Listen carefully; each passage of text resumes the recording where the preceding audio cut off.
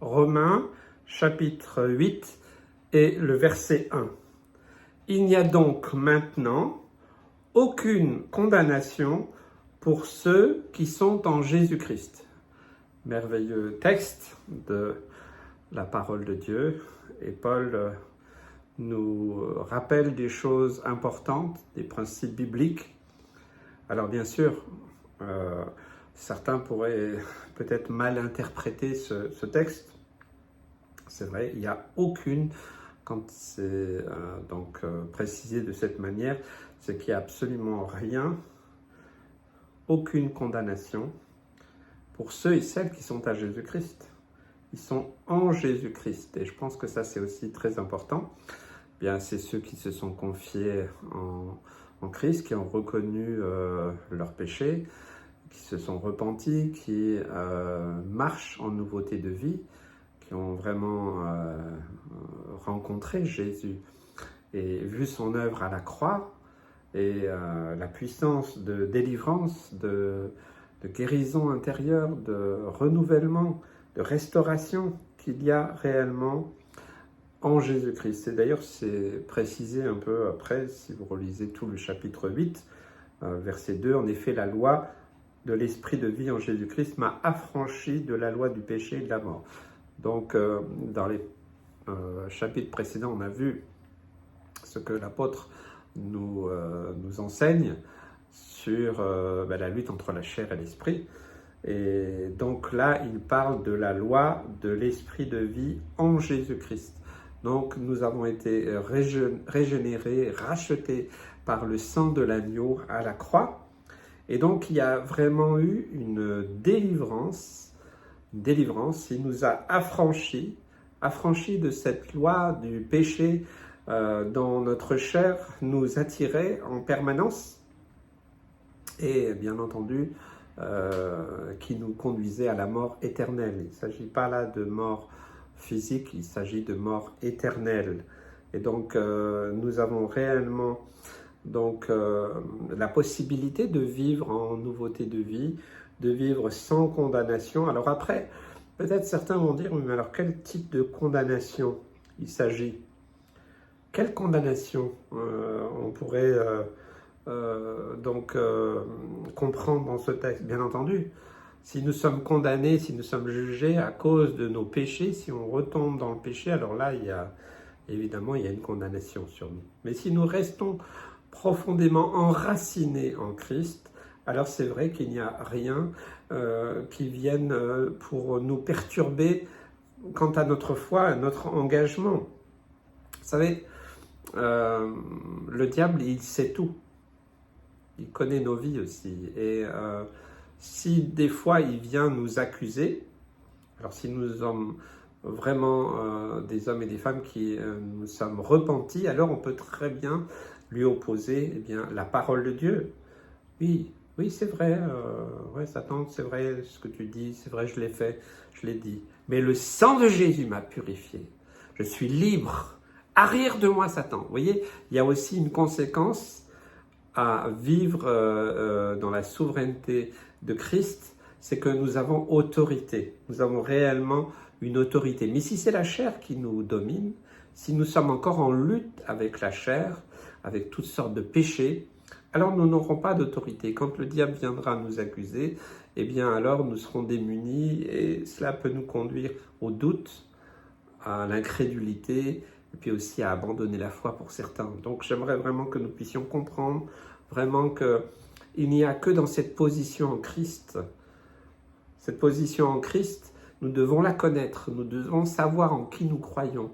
Et nous devons réellement connaître la valeur de la croix, la valeur du sacrifice de Jésus. Alors, quand le diable vient, quand il vient nous proposer une tentation ou autre, nous pouvons lui dire « Arrière de moi, Satan !» J'ai décidé de suivre Jésus. Vous voyez, c'est à la fois simple et puis c'est aussi une persévérance à avoir pour tenir bon. Il le dit, verset 3, « Car chose impossible à la loi, parce que la chair la rendait sans force, Dieu a condamné le péché dans la chair en envoyant en cause du péché son propre Fils dans une chair semblable à celle du péché. » Donc il nous précise, l'apôtre, que ce n'est pas la loi qui allait pouvoir nous libérer. Certainement pas. Elle nous tient dans un certain carcan. Peut-être elle fixe certaines limites, mais notre chair n'a pas vraiment de limites. Et c'est pour ça qu'on voit tant et tant de choses qui paraissent complètement invraisemblables qui se passent dans notre monde. Mais c'est à cause que le Fils de Dieu est descendu, il est venu, il a vécu dans ce verset, il parle dans une chair semblable à celle du péché, mais il n'a jamais péché. Donc, est-ce que nous ne pouvons jamais pécher? Non, nous ne sommes pas purs comme Jésus, mais nous pouvons vivre en nouveauté de vie, nous pouvons tenir bon, nous pouvons réellement nous opposer à notre chair et à toutes les tentations qui viennent au nom de Jésus. Mais pour ça, il faut avoir de l'autorité. Et certains disent, oui, mais c'est quoi l'autorité? Ben, l'autorité, c'est ça. C'est de savoir en qui nous croyons, c'est dans quelle position nous sommes et que nous ne nous mentions pas à nous-mêmes. Et que, alors, si on nous condamne, si on nous accuse, si on nous maltraite d'une manière ou d'une autre, eh bien, si nous sommes réellement en Jésus-Christ, nous n'avons absolument rien à craindre. Absolument rien. Quels que soient les temps, les circonstances, les événements, les situations. J'aimerais vraiment que nous puissions comprendre cela. Et je vous invite à relire tout le chapitre 8. On pourrait faire verset par verset. Je le ferai sans doute plus tard, une fois que j'aurai terminé le Nouveau Testament. Mais c'est tellement riche, c'est tellement puissant, c'est tellement formidable. Nous voulons marcher selon l'esprit, c'est un peu le résumé un peu de ce chapitre. Nous voulons marcher dans cet esprit de vie qui nous a été donc donné, accordé par le sacrifice de Jésus et aussi l'esprit qui nous a été envoyé. Et nous avons réellement une solution face aux difficultés, mais face aussi aux tentations, face à notre chair qui est là et qui essayera toujours de nous piéger ou de nous conduire à tergiverser par rapport à la parole de Dieu, même, et bien sûr par rapport même aux lois, parce que nous avons besoin d'avoir des limites. Nous devons savoir que si nous vivions dans un monde sans limites, ce serait absolument invivable. Et Dieu a fixé des limites, oui. Peut-être que personne n'aime les limites, mais je crois qu'elles sont importantes parce qu'elles nous protègent. Et nous avons aussi besoin de garder nos yeux fixés sur Jésus, sur ce qu'il a accompli. Lui, il était sans péché, il a vécu pourtant dans un corps, comme le dit ce texte, une chair semblable à celle du péché, mais il n'a jamais péché. Donc nous ne pouvons pas ne pas pécher d'une manière ou d'une autre. Des fois on pêche par omission, on va dire même on ne s'en souvient pas. Il y a des fois des choses qu'on dit, qu'on pense, qu'on fait, qu'on écrit et qu'on ne voulait pas forcément. Et puis après, tous les jours, tous les soirs, moi je ne m'endors jamais sans avoir fait un peu on va dire, le rembobinage un peu de la journée. Et puis je dis pardon Seigneur pour tout ce qui n'a pas été à ta gloire dans ces 24 heures, dans mon esprit, mon âme, mon corps, dans mes paroles, mes pensées, mes actions, mes sentiments, mon caractère, mes émotions, mes réactions, mes mobiles, mes motivations, mon comportement, mon caractère. Et je pense que c'est important. Seigneur, merci de purifier tout ce que j'ai regardé, tout ce que j'ai vu, tout ce que j'ai écouté, tout ce que j'ai entendu, tout ce que j'ai lu, tout ce que j'ai pensé, imaginé, même ce que j'ai rêvé.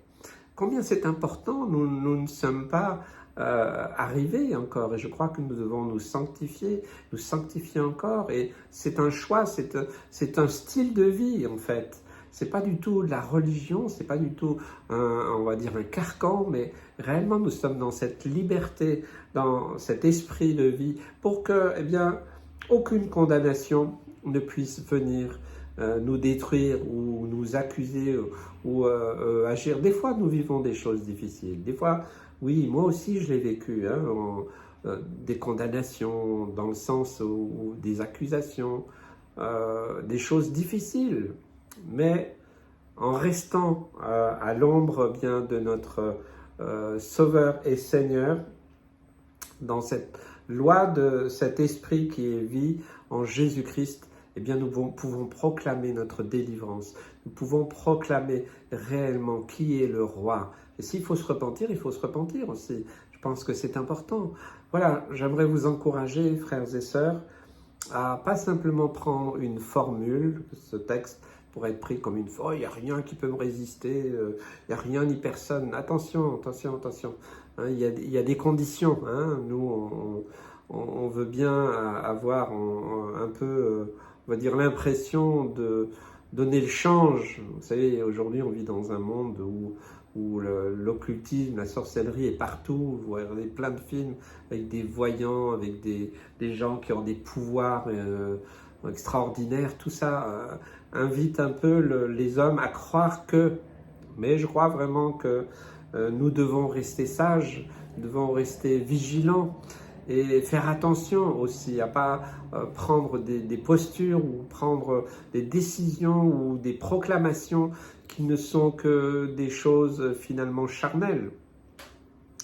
Il y a réellement un affranchissement pour tous ceux et celles qui se sont confiés en Jésus-Christ, qui marchent, qui ne sont pas parfaits, qui ne sont pas les meilleurs, qui ne sont pas les plus grands, les plus forts et qui réussissent tout. Non, certainement pas, mais ceux et celles qui savent, qui connaissent la valeur du sang de Jésus qui a coulé à la croix. Et alors, eh bien, si nous restons dans cette position, alors que le jour où ça vient, des fois, ça prend du temps parce que des fois, on est atteint, mais le Seigneur nous encourage. Il t'encourage, même si tu t'es découragé, même si tu as baissé les bras, même si tu t'es trouvé dans des situations que tu regrettes. Repens-toi, reviens au Seigneur. Et alors, tu pourras réellement retrouver cette autorité qu'il y a pour ceux et celles qui sont en Jésus-Christ, qui restons en Jésus-Christ. Nous sommes des disciples de Jésus-Christ. Que le Seigneur vous bénisse, vous encourage, vous fortifie et ne restez pas simplement avec du regret ou des remords. Ne devenez pas aigris parce qu'il y a des luttes et des combats. Parce que, eh bien, si nous restons dans la loi de l'Esprit de Dieu, eh bien, nous avons réellement une autorité pour dire non au diable et à toutes ses sollicitations. Que Dieu vous bénisse.